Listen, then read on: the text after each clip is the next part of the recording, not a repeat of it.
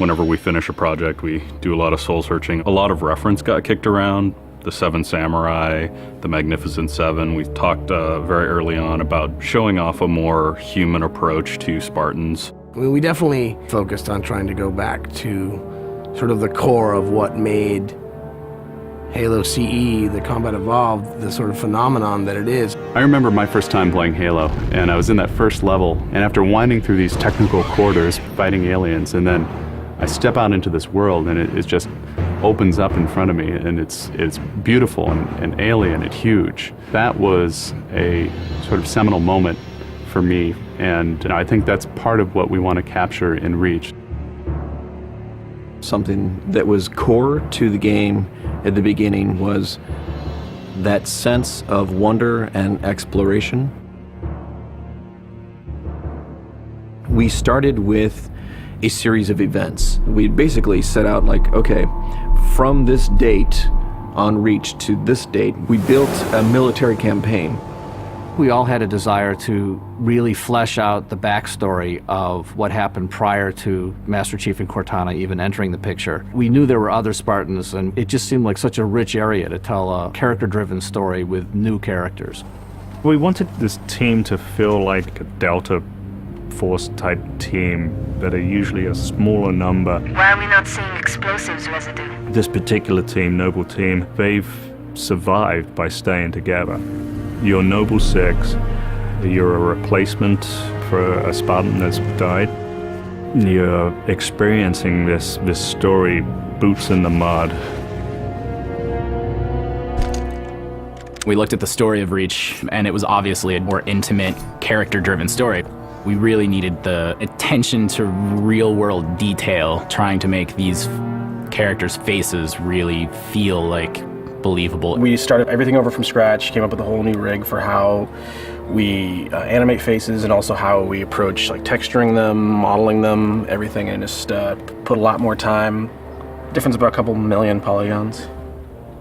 We absolutely want Reach to tell a human story, and that's going to require us to invest significantly into higher fidelity models, much more open environments, larger numbers of AI than ever before in a Halo game.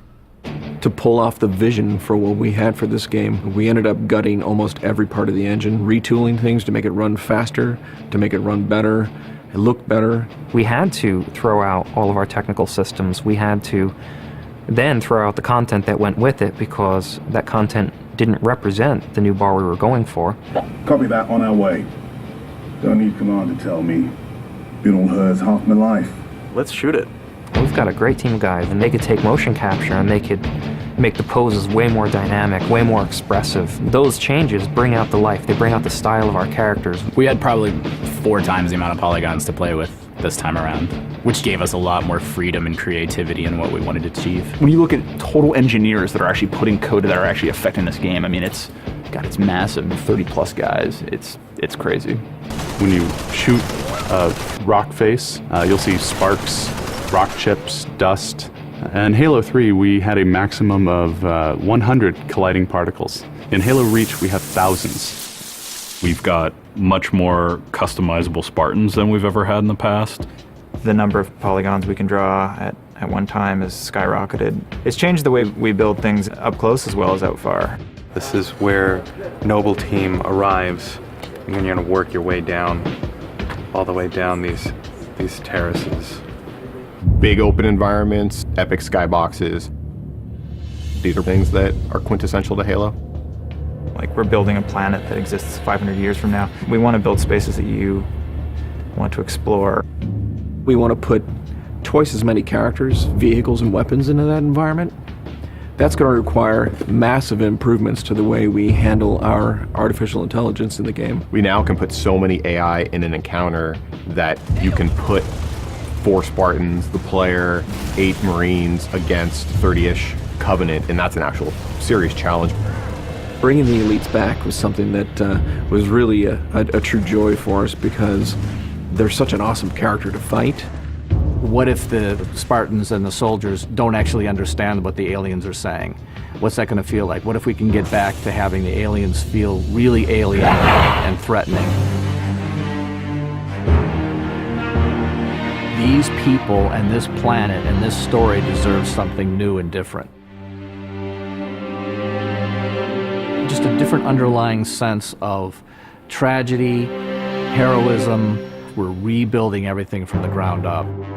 You have to walk this very fine balance. We want to add new things, but we don't want to rough up anybody's baby. I mean, that's the whole thing about the crazy sausage that is Bungie's Halo Reach ODST universe, is that we've sort of developed this gameplay that every person sort of has the different things about it that they like, and I still think that we still struggle to figure out exactly what, like what can we add or remove without pissing off certain people in the population. We looked at the Halo 3 assault rifle, and it really does feel kind of dated. It fit the tech then, but now we have all of these new polygons to play with. We went to a lot of trouble to sort of ground the weapons and the vehicles more in this sort of more real, more gritty world. We refined a lot of the weapons to push them into their particular role, and that role is defined a lot by range and the range of combat that you're going to play. For instance, the DMR, which is a sort of medium to long range suppression marksman rifle.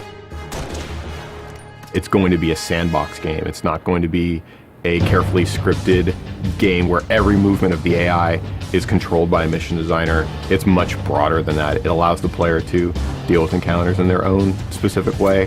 There's definitely going to be offhand grenade throwing. There's definitely going to be vehicles. There's definitely going to be a large number of weapons that are incredibly powerful, incredibly accurate, that allow the player to feel like a badass.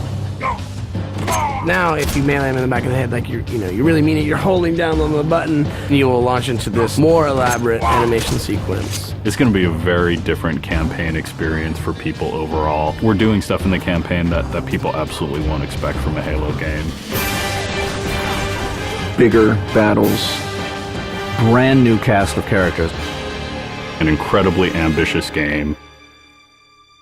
Every neuron in my head is firing with just reach, reach, reach.